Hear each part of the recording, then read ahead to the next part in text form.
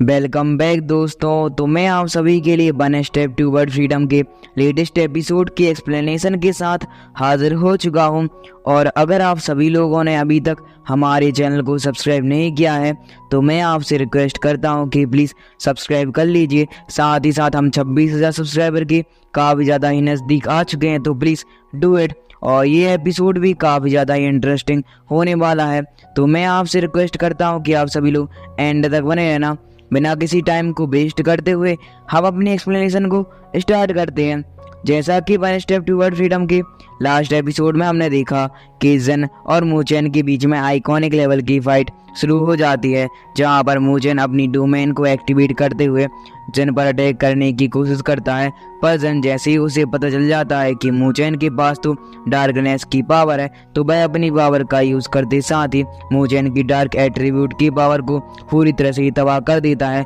पर इस चक्कर में मूचेन वहां से भाग चुका था, और जैसे ही जन मूचेन की डोमेन से बाहर आता है तो वह लिन किंग और बूजी को देखता है, जो कि उससे मूचेन के बारे में ही जानकारी प्राप्त करना चाहते थे। तो जन उनको सिर्फ इतना बता देता है कि मूचेन तो मुझसे बचकर भाग गया है। इसके बाद हमें एक रूम में दिखाया जाता है, जहां पर लिंगडोंग और जन आपस में डार्क एट्रीब्यूट और लाइट एट्रीब्यूट की पावर के बारे में ही चर्चा कर रहे थे, क्योंकि यहाँ पर लिंगडोंग जन को बताना शुरू कर देती है कि जिस बंदे के पास भी यह दोनों एट्रीब्यूट की पावर होती है वह काफ़ी ज़्यादा ही पावरफुल बन जाता है, और इसकी सहायता से यूनिवर्स का लॉर्ड बनना उसे बहुत ज़्यादा आसान बन जाता है। इस बात को जानकर जिन काफ़ी ज़्यादा ही हैरान हो चुका था। पर यहाँ पर हम जिन को देखते हैं, जो कि लिंगडोंग से कहने लगता है कि तुम्हें इस बारे में चिंता नहीं करनी चाहिए, क्योंकि तुम्हारा मास्टर ही यूनिवर्स का लॉर्ड बनने वाला है। इसके बाद हमें दिखाया जाता है कि बूजी, लिंगडोंग, जिन सारे के सारे मिलकर ही लियांजी सिटी की तरफ निकल जाते हैं। तो अब आगे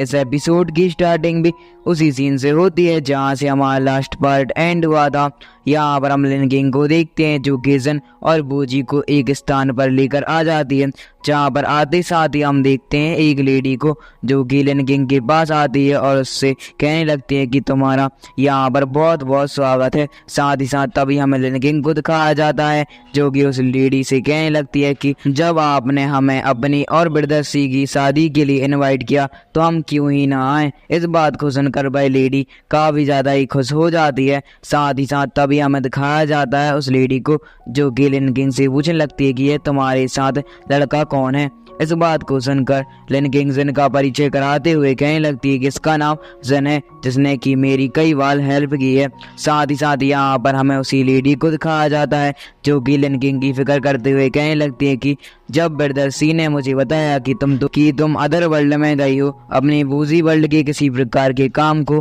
कंप्लीट करने के लिए, यह जानकर मैं काफ़ी ज़्यादा ही नर्वस हो गई, क्योंकि मुझे तुम्हारी जान की फिक्र होने लगी। इस बात को सुनकर लिन किंग इसके लिए धन्यवाद बोलती है और कहने लगती है कि आपको मेरी चिंता करने की कोई ज़रूरत वैसे भी नहीं थी, क्योंकि आप जानते हैं कि मेरे पास बूजी है और बूजी मेरा प्रोटेक्शन हर दम पर ही करती रहती है। इसके बाद हमें दिखाया जाता है उसी लेडी को, जो कि लिन किंग की टांग खींचते हुए कहने लगती है कि तुम पहली बार किसी लड़के के साथ वापस आई हो, क्या ये तुम्हारा मंगेतर है। यह सुनकर जो लिन किंग होती है वह काफ़ी ज़्यादा ही हैरान हो जाती है और वह कहने लगती है अरे ऐसी बात नहीं है। जबकि दूसरी तरफ हम लेडी को देखते हैं, जो कि जिन की तारीफ करते हुए कहने लगती हैं कि तुम देखने में काफ़ी ज़्यादा ही सुंदर हो, लिन किंग के साथ तुम्हारी जोड़ी अच्छी जमेगी। पर हम देखते हैं जिन को, जो कि उस लेडी की टांग खींचते हुए कहने लगता है कि अच्छा, अगर मैं इतना ज़्यादा सुंदर हूँ तो आपका मेरे बारे में क्या ख्याल है, सी को छोड़ दो और मुझे पकड़ लो। इस बात को जानकर सभी लोग वहाँ पर हंसना शुरू कर देते हैं। इसके बाद हमें दिखाया जाता है कि लिन किंग और जन एक दूसरे के साथ में एक जगह पर जा रहे हैं, और तभी लिन किंग जिन को बताते हुए कहने लगती है कि हम मिस म्यू से मिलने के लिए जा रहे हैं। और आप सभी लोगों को शायद एक बात याद ही होगी कि लास्ट 4 एपिसोड पहले जिन की मुलाकात एक बंदे से हुई थी, जिसने कि जिन को उसका एक मैजिकल वेपन क्रिएट करके दिया था। पर इस चक्कर में कोई दूसरा बंदा आकर उसकी जान को पूरी तरह से ही ले लेता है, और उसने अपने मरते समय में जिन से सिर्फ एक ही काम करने के लिए कहा था, जो कि एक प्रकार की बुक है जिसमें दुनिया की वेपन्स के बारे में जानकारी है, तो हम देखते हैं कि उस बंदे ने सिर्फ जिनसे यह बोला होता है कि तुम्हें यह बुक मेरी फैमिली तक पहुंचाना है। तो यहाँ पर जो जिन है वह म्यू परिवार की मिस म्यू यानी कि उसी की सिस्टर को वह बुक लौटाने के लिए जा रहा है। जबकि दूसरी तरफ लन किंग को देखते हैं जो कि कहने लगती है जिनसे कि तुम्हें यह बात बतानी नहीं है कि जैक पूरी तरह से ही मर गया है, क्योंकि अगर यह बात मिस म्यू को पता चली तो वह काफ़ी ज़्यादा ही नाराज़ हो जाएंगे। पर हम इस तरफ जिन को देखते हैं जिसका नज़रिया काफ़ी ज़्यादा ही डिफरेंट होता है और वह लन किंग से कहने लगता है कि नहीं, हमें किसी प्रकार की सच्चाई को नहीं छुपाना चाहिए, क्योंकि अगर हमने अभी तो सच्चाई छुपा ली पर आगे जाकर अगर मिस म्यू को पता चल गया कि उनका ब्रदर तो मर चुका है तो वह और भी ज़्यादा दुखी हो जाएंगी। और यहाँ पर हम लन किंग को देखते हैं जो कि जिन की बात से एग्री करते हुए कहने लगती है कि अच्छा तो फिर ठीक है। और फिर हमें दिखाया जाता है कि जिन और लन किंग सीधा ही मिस म्यू के हॉल में आ जाती हैं, जहाँ पर आते साथ ही लन किंग मिस म्यू को बुलाना शुरू कर देती है। पर जैसे ही वह दोनों आगे बढ़ने का ट्राई करते हैं कि तभी हमें दिखाया जाता है कि उनके पैरों तले एक फॉर्मेशन क्रिएट हो चुकी थी जो कि काफ़ी ज़्यादा ही आइकॉनिक लेवल की लग रही होती है। और यहाँ पर जिन उस फॉर्मेशन की आध्यात्मिक शक्ति यानी कि स्पिरिचुअल पावर को देखकर काफ़ी ज़्यादा ही हैरान हो चुका था, जो कि वाकई में काफ़ी ज़्यादा ही पावरफुल थी, क्योंकि जिन सेंट लेवल पर होने के बावजूद उसे इसको तोड़ने में तकलीफ हो रही होती है। पर यहाँ पर हम जिन को देखते हैं जो कि थोड़ी सी मेहनत करने के बाद उस फॉर्मेशन को पूरी तरह से इनएलिफाई कर देता है। और अगर आपको बैकग्राउंड नॉइस आ रही है तो उसके लिए मुझे माफ़ कर देना। पर तभी हमें दिखाया जाता है कि जैसे ही वह फॉर्मेशन पूरी तरह से ही डिस्ट्रॉय हो जाती है तो वहाँ पर आ जाती है मिस म्यू, जिसकी एंट्री काफ़ी ज़्यादा ही आइकॉनिक लेवल की थी। और आप देख ही सकते हैं कि वह प्रिटी होने के साथ साथ उनकी आंख में एक तरह का आर्टिफैक्ट लगा हुआ है। यहाँ पर वह आती साथ ही जैसे ही लन किंग को देखती हैं तो वह लन किंग और साथ ही साथ जिन को लेकर अपने रूम में आ जाती हैं, जहाँ पर जिन और लन किंग सारी की सारी सच्चाई जैक के बारे में उसकी सिस्टर यानी कि मिस म्यू को बता देती हैं और कहने लगते हैं कि भाई जैक मर गया है और मरने से पहले उसने इस बुक को आपके पास पहुंचाने का मुझे वादा करवाया था। इस बात को सुनकर मिस म्यू उस बुक को ले तो लेती हैं, पर वह जिनसे कहने लगते हैं कि इस बुक का मेरे नज़रिए में कोई भी महत्वपूर्ण मूल्य नहीं है, क्योंकि जो बंदा हमारे परिवार को छोड़कर दूसरी सिटी में बस गया उसके लिए हमारे पास कोई भी जगह नहीं है, और चाहे वह जिंदा रहे और चाहे मर जाए हमें तो उससे कोई मतलब नहीं है। इस बात को जानकर जिन कहने लगता है कि आपके ब्रदर आपसे बहुत ही ज़्यादा प्यार करता था, क्योंकि मरते वक्त भी वह आपका ही नाम ले रहा होता है। और यहाँ पर हम देखते हैं मिस म्यू को जो कि काफ़ी ज़्यादा ही एटीट्यूड में होती हैं और वह बुक को पूरी तरह से ही फेंक देती हैं और कहने लगते हैं कि अभी तुम दोनों यहाँ से निकल जाओ, नहीं तो मैं तुम दोनों को मार दूंगी। पर यहाँ पर हम लिंगडोंग को देखते हैं जो कि मिस म्यू को समझाने का तो ट्राई करती हैं, पर तभी जिन उनको रोक लेता है और फिर हमें दिखाया जाता है कि जिन और लन किंग दोनों के दोनों ही उस रूम से बाहर आ चुके हैं, जहाँ पर लन किंग को मिस म्यू पर काफ़ी ज़्यादा ही गुस्सा आ रहा था और वह कहने लगती है कि जैक कितना ज़्यादा अच्छा इंसान था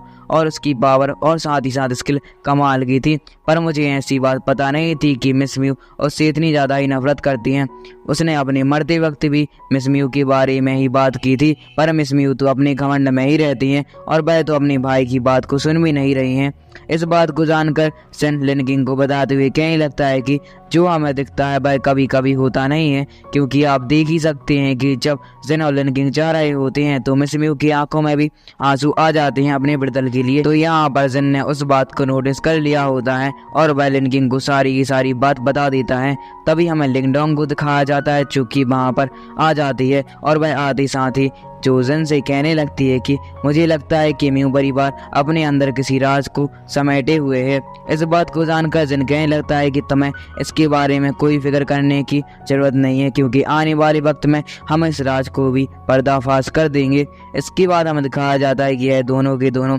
आपस में बात करते हुए जा ही रहे होते हैं। इसके बाद हमारा सीन यहाँ से कट हो जाता है, फिर हमें एक रूम में दिखाया जाता है जहाँ पर वही लेडी और साथ ही साथ ब्रदर्सी दोनों ही बैठे हुए थे और वह आपस में लन किंग के बारे में ही बात कर रहे होते हैं, जहाँ पर वह लेडी ब्रदर्सी को बताने लगती है कि लन किंग हमारी शादी को अटेंड करने के लिए आ चुकी है। साथ ही साथ उसके साथ में एक बंदा है जो कि काफ़ी ज़्यादा ही पावरफुल है। इस बात को जानकर ब्रदर्सी काफ़ी ज़्यादा ही हैरान हो जाते हैं और वह कहने लगती हैं कि यह बंदा आखिरकार कहाँ से आया होगा। तो हम देखते हैं कि जो लेडी होती हैं वह बताने लगती हैं कि मुझे यह लगता है कि जो जिन है वह और कहीं से नहीं बल्कि भूजी वर्ल्ड से ही होगा। इस बात को जानकर ब्रदर्सी काफ़ी ज़्यादा ही हैरान हो जाते हैं और तभी हम देखते हैं कि इस लेडी को मूचेन के बारे में भी सब कुछ पता होता है और वह कहने लगता है मूचेन और लिनकिंग की फैमिली के बीच में किसी प्रकार की मिसअंडरस्टैंडिंग क्रिएट हो चुकी है और उसका फ़ायदा हम भविष्य में उठा ही सकते हैं। इस बात को जानकर ब्रदर्सी हंसना वहाँ पर शुरू कर देते हैं। इसके बाद हमारा सीन यहाँ से कट हो जाता है। फिर हमें दिखाया जाता है जिन और लिनकिंग को, जो कि जैसे ही आगे एक दूसरे के साथ बढ़ रहे होते हैं कि तभी उनके पीछे और कोई नहीं बल्कि ब्रदर्सी आ जाता है, जो कि आते साथ ही लिनकिंग से कहने लगता है कि लिनकिंग इस बंदे से दूर हो जाओ क्योंकि यह बंदा सिर्फ तुम्हारा फ़ायदा ही उठा रहा है। इस बात को जानकर लिनकिंग कहने लगती कि अरे ऐसा नहीं है, ये तो जिन है जिसने कि मेरी जान कई बार बचाई, इसलिए आपके बीच में कुछ मिसअंडरस्टैंडिंग हो गई है। इस बात को जानकर ब्रदर्सी कुछ भी नहीं कहता और वह कहने लगता है कि नहीं, मैं सब कुछ जानता हूँ उसके बारे में। और फिर हमें दिखाया जाता है कि ऐसा कहकर ब्रदर्सी अपनी तलवार को बाहर निकालते साथ ही अपनी एक एबिलिटी से अपनी पूरी की पूरी स्पिरिचुअल एनर्जी को वहाँ पर रिलीज करते हैं और आकाश में थंडर स्ट्राइक करना शुरू कर देते हैं। और उसकी इस टेक्निक को देखकर आसपास के जो लोग होते हैं वह काफ़ी ज़्यादा ही हैरान हो चुके थे और वह कहने लगते हैं कि अब तो जिन का मरने का वक्त आ गया है, क्योंकि ब्रदर्सी यहाँ के सिटी के लॉर्ड यान के बेटे हैं। और फिर हमें दिखाया जाता है कि जिन भी उससे कुछ भी नहीं कहता, जबकि दूसरी तरफ लिनकिंग तो ब्रदर्सी को समझाने में लगी हुई थी। पर जिन जब देख लेता है कि यह तो सच में ही हम पर अटैक करने के लिए आने वाला है, तो वह अपने मैजिकल वेपन को बाहर निकाल लेता है और यहाँ पर ब्रदर्सी के तलवार और जिन की मैजिकल वेपन एक दूसरे से टकराना शुरू कर देते हैं, जिसमें कि जिन के मैजिकल वेपन ब्रदर्सी पर काफ़ी ज़्यादा ही भारी पड़ रहे होते हैं। और यह देखकर आसपास के वॉरियर कहने लगते हैं कि आखिरकार यह बंदा कौन है जो कि सिटी लॉर्ड के बेटे से पंगा लेने का ट्राई कर रहा है। पर यहाँ पर हमें दिखाया जाता है कि दोनों के दोनों अटैक आपस में टकरा जाते हैं। पर तभी जिन अपने मैजिकल वेपर को अपनी मेंटल एबिलिटी और स्पिरिचुअल पावर से कंट्रोल करते साथ ही ब्रदर्सी के चारों तरफ घुमाना शुरू कर देता है। और यहाँ पर हम देखते हैं कि मैजिकल वेपन की यूज के कारण ब्रदर्सी की तलवार पूरी तरह से ही नष्ट हो जाती है। इस तरह हम देखते हैं मिस मियूको, जो कि काफ़ी ज़्यादा ही हैरान हो चुकी थी और वह कहने लगती हैं कि आखिरकार यह किस प्रकार का मैजिकल वेपन है, क्योंकि आप भी जानते हैं कि पूरा का पूरा म्यू परिवार ब्लैक स्मिथ ही है। इसके बाद हमें दिखाया जाता है जिन को, जो कि अपने मैजिकल पावर का यूज करते साथ ही उस बंदे यानी कि ब्रदर्सी पर अटैक करने का जैसे ही ट्राई करता है कि तभी वहां पर एक बंदा आ जाता है, जो कि आते साथ ही जिन के अटैक को नैलीफाई कर देता है और वह जिन को ग्रीट करते हुए कहने लगता है कि आप अभी रुक जाइए क्योंकि यह सिटी लॉर्ड यान का बेटा है। यहाँ पर हम लिनकिंग को देखते हैं, जो कि जिन को समझाते हुए कहने लगती है कि तुम्हें इसको छोड़ देना चाहिए। इस बात को जानकर जिन इसके लिए मान जाता है, पर तभी हमें उसी बंदे को दिखाया जाता है, जो कि जिन से कहने लगता है सिटी लॉर्ड यान ने आपको हॉल में आमंत्रित किया है भोजन के लिए, क्या आप जाने के लिए इंटरेस्टेड हैं? यह सुनकर जो जिन होता है वह कहने लगता है कि हाँ, मुझे भी बहुत देर हो चुकी है, कुछ भी खाना नहीं खाया, इसलिए मैं जाना तो चाहता हूँ, पर अगर सिटी लॉर्ड ने वहाँ पर पहुँचकर मेरे साथ कुछ गलत करने का ट्राई किया